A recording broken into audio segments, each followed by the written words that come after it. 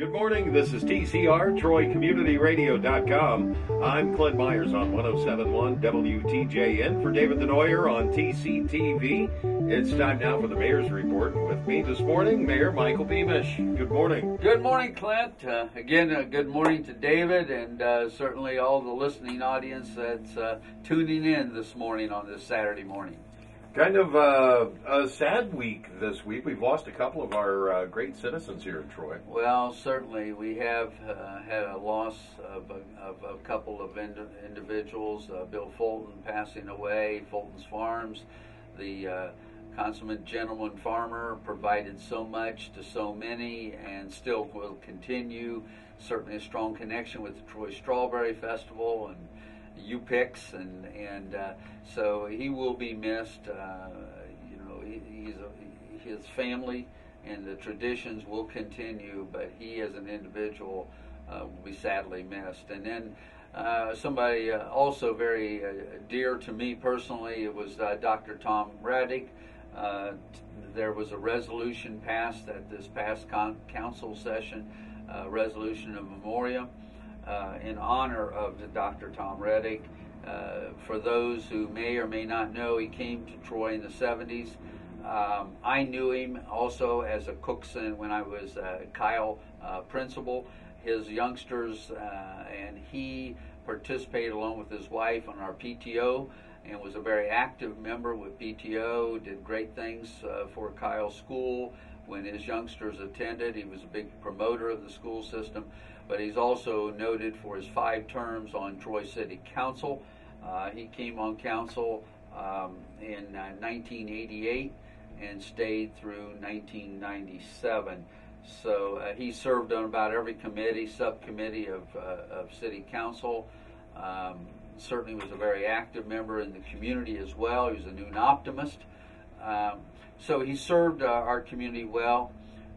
His passing will be greatly missed by his family and all the community family that he was associated with. So we did sign a resolution of memoriam in his honor, but we've lost a couple of strong community-minded people. Speaking of council, you had council this week. Wow. An update. Well, yeah, we had a lot of resolutions, and we had some ordinances, and we have some public hearings coming up, which will mean other agenda items down the road. But let me highlight. First of all, I'll start with Personnel Committee made a recommendation from the mayor to City Council to fill all the spots on the Troy Beautification Committee. That last spot is now going to be filled by Patty Doran. Wonderful, interested, excited person to now serve on the Beautification Committee. Council was in full, they had all the members there and certainly unanimously supported Patty on the Troy Beautification Committee. So that was a nice positive to add to the council meeting. We did authorize, and all these, some of them are going to be emergency, but all these were supported unanimously by the members of Troy City Council. So I'll say that up front. The one was a resolution to authorize the Community Development Block Grant program and projects that we have established. That passed. Those are monies that we receive through the state grant program, and then we keep that money and recirculate that money for certain projects that benefit different avenues of our community. And so that passed. One of the other highlights was we have finalized and approved the negotiations with AFSCME, our bargaining unit. That was emergency so that we could authorize the new language, and also as part of an ordinance have a salary ordinance in place, and that again move forward without any concern. The biggest thing and the most exciting thing, I think, and we talked about this announcement, and David was kind enough to be at the press conference to share that, is we at Treasure Island now we do have a marina restaurateur. And now, tell us all who it's going to be. Well, it's going to be Larry Smith. Many know Larry is a landscaper in this great community. He does a lot of great things, along with other landscaping firms. But he's going to be the president of the LLC of Smith's Boathouse Restaurant. So, but what makes it more exciting, even to have Larry with his reputation and his enthusiasm for the restaurant business, is his brother is Ron Smith. Ron is an executive chef, and he is coming from Hawaii, where he had a very successful restaurant. He's coming back to be the executive chef of the Smith Boathouse Restaurant down at the Marina Building on Treasure Island Park. They're excited. They have a great business plan. All I can say is can't wait till it opens. It'll be sometime probably after July.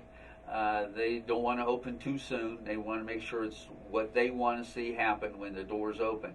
So we're excited about that. And then to add that to that is the merger, the partnership that's been established with Chris Jackson with the Adventures on the Great Miami. That's canoe kayaking, and they'll have an operation at Treasure Island Park. And nice. His main operations in Tip City.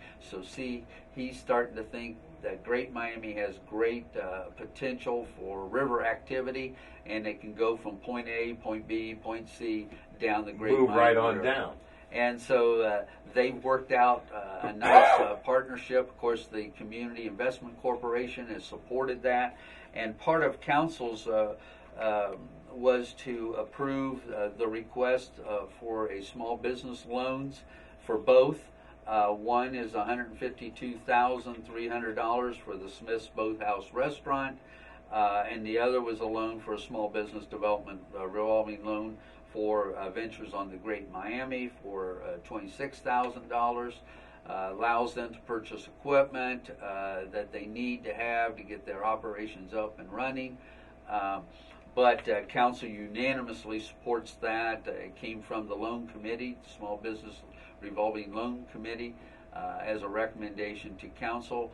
It just completes that merger between the city, the CIC, and the Boathouse, and Chris Jackson in his operation. So we're excited.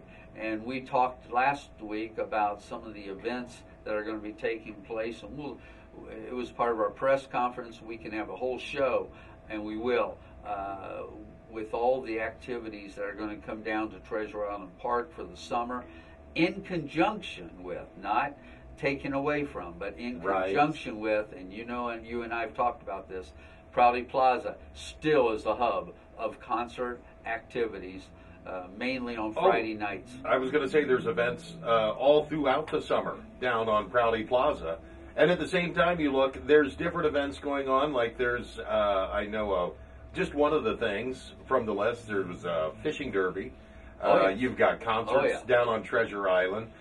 Looking forward to the beach party. Yeah, it's all a waterfront theme going on down there, but we have wellness activities, we have river activities. Yes. You mentioned we have 3 major concerts, all with a little bit of a river theme. The Jimmy Buffett tribute band. We have a Beach Boys tribute band. And Stranger out of Dayton, which is an incredible cover band of 80s tunes. And what's exciting is this is all free entertainment for people to come down and enjoy and participate in. It's a way of us kicking off the park in a new and different way. So we have a lot of great things happening in conjunction with the activities that already are taking place in the downtown area, which everybody knows is very dear to my heart, but also recreation is also near and dear. So I'm a happy camper right now with the possibilities that exist for people, and I say this, people of all ages. There's something to be had this summer in 2016. Now, I've just got to ask, what is maybe the flavor of food that we'll find? You're going to see, I know a salad bar concept is going to be a part of that, more of a lighter fare, and then seafood, obviously, is something that I know Ron Smith is really an expert in. So I'll whet the appetite by saying they have a very nice menu being planned. Hopefully we'll see that sometime yet this summer. And I think people are going to be very pleased. I happen to be the president of the Greater Dayton Mayors and Managers Association currently, and we want to bring that whole group of Greater Dayton Mayors and Managers to Smith's Boathouse Restaurant in September. So we're hoping they're going to be fully ready to go. All right. And we'll bring a regional group to them to showcase our Treasure Island Park and the Boathouse Restaurant. I have to wonder with a head chef that is going to be coming from Hawaii, because Spam is also a big dish there. If there will be something that includes that at Smith's. I don't know. Someday maybe we'll bring Ron over here and give a little promo for what he's looking to achieve. But I do know quality is going to be a key word to the Smiths. They want quality. Most excellent. Now, we also had 3 annexations, well, actually 2 annexations, rezonings, and then a general rezoning that took place. One was called the Trader annexation. We've talked about the Cheney annexation. They were going from basically an agricultural zoning to a general agricultural in the city zoning. Then we had a rezoning from an M2, B2 general business district to a single zoning of B2 general business district, and that passed again unanimously to move forward with those both annexation rezonings as well as a general rezoning. The other is going to, we'll have to discuss down the road, but the request to the county auditor to certify millage for the potential funding levy for a park and recreation that is being brought forward by a group of stakeholders outside that brought it forward to help promote some of the recreational programming that goes in Troy. One of which, obviously, we, along with some grants, were able to purchase what was then the Hewells Camp Farm. Now it is, we call Duke Park North, but it is a lot of acres that allow us the potential, and I say potential because a lot of this depends on the stakeholders, a lot of it depends on all of us as residents of what we want to support.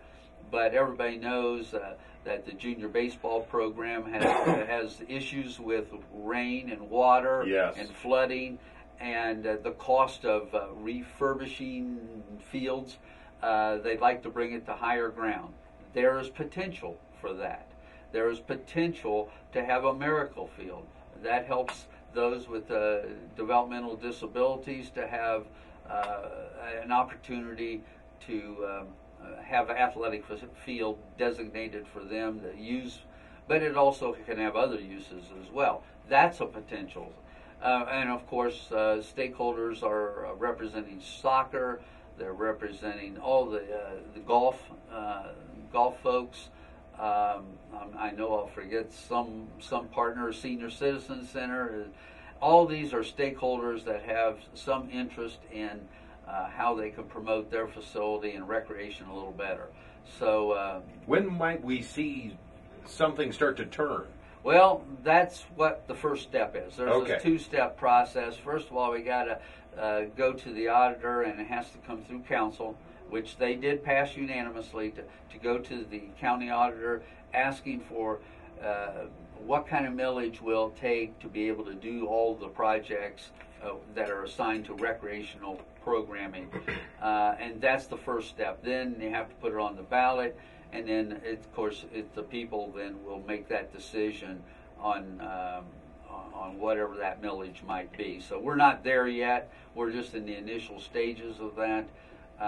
And again, when I say they, this is coming from a group of stakeholders within our city. within our city, bringing that forward to council, because it has to be a council directive to put something on the ballot down the road. And I say down the road because we're just looking at the first steps. All right.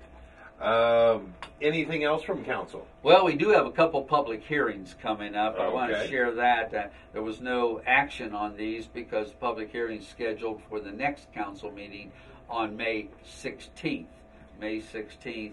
And that will be another rezoning from a B2 to an R5 single-family residential district. And then there'll be another rezoning. That was on Short Street. This is talking about Grant and Lincoln, rezoning from M2 to an OR1 office residential. And those public hearings will take place on May 16th. So they were on our agenda to advertise and share about the next public hearing. I think that pretty much covered all the council actions that took place. Rather lengthy agenda, but it moved pretty quickly as well. All right. Things looking more and more like summer downtown. Oh boy. Fountain going. The trees are almost full green now, and the activities will be starting in May and going through September. We've got a lot of things between the city of Troy and Main Street and the Chamber of Commerce. the picnics on Prouty start May 23rd with the Troy High School Jazz Band. That's right. Coming up. 25th is the 7th grade band, and 26th is the 8th grade band.